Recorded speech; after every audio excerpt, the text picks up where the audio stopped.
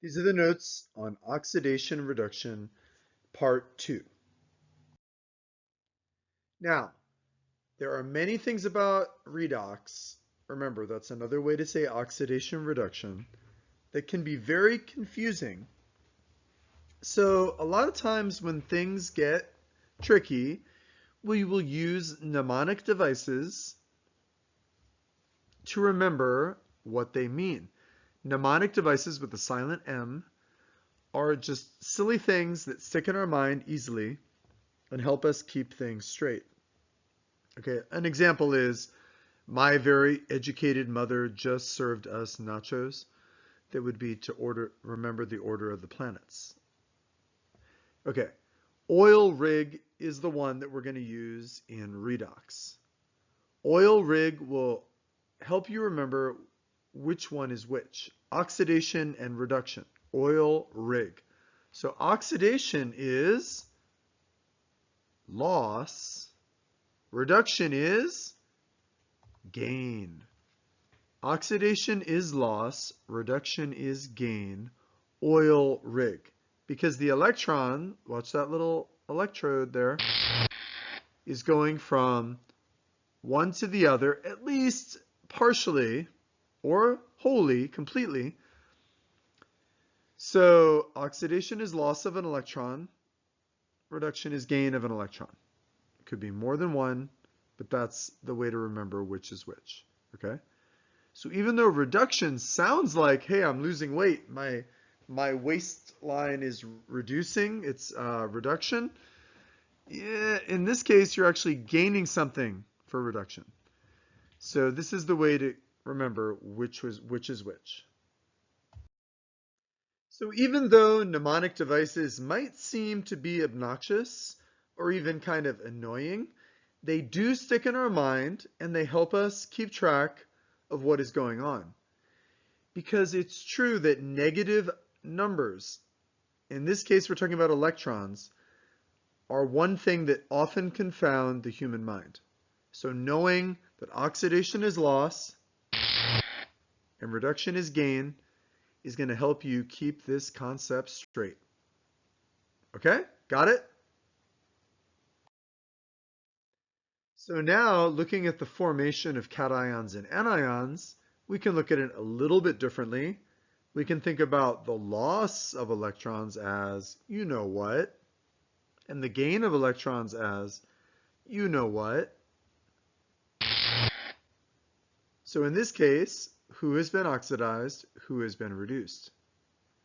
Well, the sodium has been oxidized because it has lost an electron. The chlorine, which is now chloride, has been reduced. Does it show? So this will help you in many ways keep track of oxidation reduction reactions. So if you really formed sodium chloride out of its native elements, if you did it directly like that, then yes, sodium would have been oxidized and chlorine would have been reduced. Okay, so now we're going to get into determining oxidation numbers. The interesting thing about oxidation numbers is that some oxidation numbers in a compound can be determined because they're always the same. Certain elements get to pick their oxidation number. In other words, if you have enough electronegativity, you get to decide how many electrons you get. So fluorine is the uncontested champion of electronegativity. It is the gold medal winner of electronegativity, which is ironic because gold itself doesn't have a very high electronegativity. Well, for a metal it does, but anyway. That aside, fluorine always is -1 in a compound with other elements. Oxygen, which is the silver medal winner for electronegativity, again ironic, is usually -2. In other words, oxygen doesn't just want one electron, oxygen wants 2. So its oxidation number is going to be -2 in a compound. Hydrogen is a little wishy-washy. Hydrogen can go either way. It can either have an oxidation number of +1 or -1, depending on whether it loses or gains an electron. Anything else in group 1 is always +1. So anything in the alkali metals is going to be a +1 in any compound. Anything in group 2 is always a +2 in a compound. And aluminum is going to be a +3 in a compound. Now the thing about this, notice how I've been saying in a compound. That's because when elements are pure, no matter what, they always have an oxidation number of 0. Because nobody's taking their electrons, at least nobody other than themselves. And as you know, an identical element has no advantage over itself. Like a hydrogen has no advantage over another hydrogen. An oxygen has no advantage over another oxygen, etc. So whenever elements are pure, when there's nothing else with them in the chemical, like just either Al, that's a pure element, or O2, or H2, or F2, in all of those situations, the oxidation number is going to be 0. Got it? So these are the rules for determining oxidation numbers. And you might say, well, that's not very many elements. That's not everything. But if you think about a lot of compounds, a lot of them involve oxygen or hydrogen, or often both. So you're going to see that this is really an easy way to determine the oxidation numbers of all of the elements in a chemical equation. So remember that even though oxidation number is technically the number of electrons that would need to be added or taken away to get you back to the elemental state, and that can be somewhat confusing, an easier way to think about what oxidation numbers normally are is the charge on the ion. So usually in a compound, what's going to happen is the oxidation number will look just like the charge of the ion that that particular element would typically form. Like as we saw, the alkali metals, well, generally they make +1 ions. They do make +1 ions. And their oxidation number is going to be +1, right? The alkaline earth metals, they make +2 ions. And the oxidation number in a compound is going to be +2. Boom. Also, as long as it's the more electronegative element, this also works with the nonmetals. So if it's a halogen, the charge it would like to make is -1. That's probably going to be its oxidation number 2. And if it's in the oxygen family, it would like to make a -2. And that's probably going to be its oxidation number. However, elements can be sort of bullied into having an oxidation number that they wouldn't naturally want by a more electronegative element. So it's often oxygen that bullies things into having weird oxidation states. It could be fluorine as well, or chlorine. So in this situation, if that happens, well then all bets are off. But generally, oxidation number will be the same as the equivalent charge on the typical ion that that element would form. So that's an easier way to figure out oxidation numbers the majority of the time. Okay? Okay, so let's look at how we determine some oxidation numbers for different atoms that are in compounds, okay, in molecules. So obviously water is like the best molecule, and it's got hydrogen and oxygen in it. Now, remember that oxygen has a known oxidation number. Unless it's bonded with fluorine, you know what oxygen is going to be in a compound. What is it going to be? -2. That's the oxidation number for oxygen almost always, unless it's on its own or bonded against fluorine, okay? Hydrogen, on the other hand, is kind of wishy-washy. Hydrogen is undetermined here, so we have to figure it out. So it's a pretty easy one to figure out, but I'm just going to show you the proper algebra problem you would need to solve. So if oxygen is -2 and hydrogen is X, oh, remember there's 2 hydrogen in a water molecule. So we need a coefficient of 2 because of that. If you add up the oxidation numbers of all the atoms in the molecule, it's got to equal 0 because it's a molecule. It has no overall charge. They've got to cancel out. So in other words, if somebody has gained possession, somebody must have also lost it in the same molecule. So of course, this is a pretty easy algebra problem. 2x plus a -2 equals 0. And of course, we can subtract -2 from both sides, which is like adding 2. And it'll disappear on the left, and we'll get 2x equals +2. Notice I'm writing the positive so we can keep track of the oxidation numbers. Oxidation numbers are either positive or negative, so we do want to write when a number is positive in this case. And then of course, what does x equal? And don't forget to include the positive or negative. X equals +1. So +1 is the oxidation number for hydrogen in water. However, notice that I'm not multiplying it by the subscript 2. I'm just putting the +1 above the hydrogen. That's the way we show it. Okay, that means each hydrogen atom in the water molecule has an oxidation number of +1. Okay, so that's the formal way to determine it, but you could probably figure it out. You could have said, well, hydrogen's either +1 or -1, right?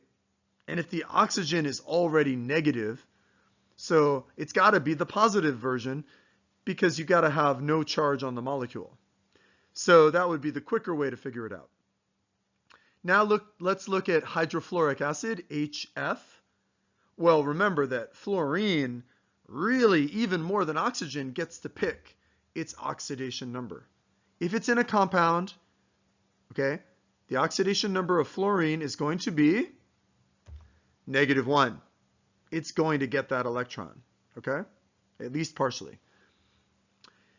So if the charge of the molecule has to be 0, and if the fluoride portion of it has a -1, then what does the hydrogen have to be? This should be pretty obvious, right? Remember, hydrogen can be +1 or -1, but if the fluorine is already -1, it has to equal 0. Obviously, the hydrogen is a +1. So I'm not going to show the algebraic equation for that one. You can just sort of reason it out, okay? So hydrogen is being determined there by fluorine, just like it was being determined in water by the oxygen. Now let's look at carbon dioxide. And carbon dioxide, well, of course, again, you got oxygen, so its oxidation number is going to be -2. However, carbon doesn't always need to have the same oxidation number. Carbons can be determined, can be forced on it by what it's bonded with, especially if that happens to be oxygen. So let's set up the little algebraic equation for this one. Oxygen is -2, carbon is unknown x, right? But there's 2 oxygen, so we need that coefficient of 2. And then of course, if we add those up, what are they going to equal? If we add those up, they're going to equal 0 because it is a molecule. So then 2 times -2 gives me -4. And then, so it's x plus -4 equals 0, right? So we can subtract -4 from both sides. It's like adding 4. And we find out that x equals +4. So the oxidation number for carbon in carbon dioxide is +4. Now, carbon doesn't always get a +4. Carbon's oxidation number can be determined by what it's bonded with. So those are how you determine oxidation numbers in molecules. So now let's try assigning oxidation numbers to ions. Not just any old ions, but the most important ions. The most important polyatomic ions are the one on the top, you know what that is, H3O positive, hydronium, and the one on the bottom, OH negative, hydroxide. Sounds like blood types, right? So hydronium, in hydronium, you've got hydrogen and oxygen. Okay, well, we know what oxygen is going to be, right? By now, you probably know that, -2. But we don't know what the hydrogen is going to be, so we have to do a little algebraic equation. And remember, how many hydrogen are in hydronium? 3. So there's 3x plus -2 is going to equal what? Is it going to equal 0? Actually, no. Because remember, we're talking about polyatomic ions here. And in this case, what's the charge of the polyatomic ion? It just has a plus there, but what does that mean? That means 1 plus, right? Positive 1. And so what this is going to equal is positive 1. Now, the oxidation numbers of all the different members of the compound are going to add together to equal the overall charge. So remember, with molecules, there is no overall charge. That's why that was 0. But now it's not 0, it's positive 1. So it's going to be 3x, and then we've got the -2. Well, if we subtract a -2 from both sides, that's like adding 2 to both sides. So we'll get 3x equals, what's the right side going to be? It's like adding 2 to both sides. Okay, positive 3. And then what do we need to divide by to solve for x? We can divide both sides by 3. And what do we get? Make sure to say the charge. X equals positive 1. So that means the oxidation number for each hydrogen, boom, is positive 1 in hydronium. Hey, that's interesting. Wasn't it the same in water? Huh. So we'll get back to that in a moment.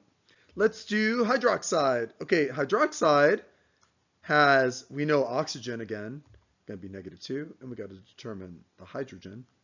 So let's do our little equation. Oxygen is -2 plus x is going to equal, what's it going to equal? 0? Oh no, what's the charge on the hydroxide ion? It just says negative there, but what does that mean? That means -1. So it's going to all add up to -1. But we don't have any subscripts, so we don't really need to multiply anything. So let's see. If I want to get rid of that -2, I can subtract -2 from both sides. It's like adding 2 to both sides. So it's -1 plus 2. X equals positive 1. Hey, that's funny. Boom. That's the same oxidation number. So hydrogen has the same oxidation number in water as it does in hydronium, as it does in hydroxide, and oxygen has the same oxidation number in water as it does in hydronium, as it does in hydroxide. So do you know what that means? That means just going from water to hydronium or water to hydroxide, or from hydroxide back to water, hydronium back to water, is not a redox reaction. So the self-ionization of water, for example, would not be a redox reaction. Not every reaction is a redox reaction. And because there is no change of the oxidation numbers, what that generally means is that this reaction can take place very easily with very little effort, very little energy involved, very little barrier to starting the reaction, let's say. Interesting, right? Okay, now let's try a hard one. So why is this a hard one? Well, we are assigning oxidation numbers to a polyatomic ion. And this polyatomic ion has two names, bisulfate or pyrosulfate. And the formula is S2O7 minus 2. So let's see, what do we know about this? Well, we know what oxygen is going to be, don't we? Whenever oxygen is in a compound, it is going to have an oxidation number of minus 2. Now, sulfur, on the other hand, even though it's in the oxygen family and you might expect it to have a similar tendency, it doesn't necessarily get the oxidation number it wants. The oxidation number is often sort of forced on it by what it's bonded to. In this case, oxygen. Hey, maybe that's why they're called oxidation numbers, huh? So that is our unknown. Let's do our little algebra problem. Each oxygen is a -2 oxidation number. And how many are there? How many oxygen are there? 7. Sulfur is our X. How many sulfur are there in this compound? 2. Okay, so then if we add up the oxidation numbers of all the members of the compound, it is going to equal to -2, because that is the charge of the polyatomic ion. And then obviously it'll be 2x, and then 7 times -2 is -14. So let's write that in. And if we want to get rid of that -14, we have to subtract -14 from both sides, which is like adding 14 to each side. And so what we'll get is 2x equals -2 minus -14. Okay, that's like plus 14, right? So what's it going to be? 2x equals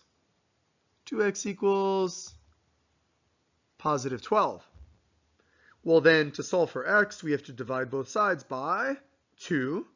So then x is going to equal, make sure to give the sign, positive or negative, x is going to equal positive 6.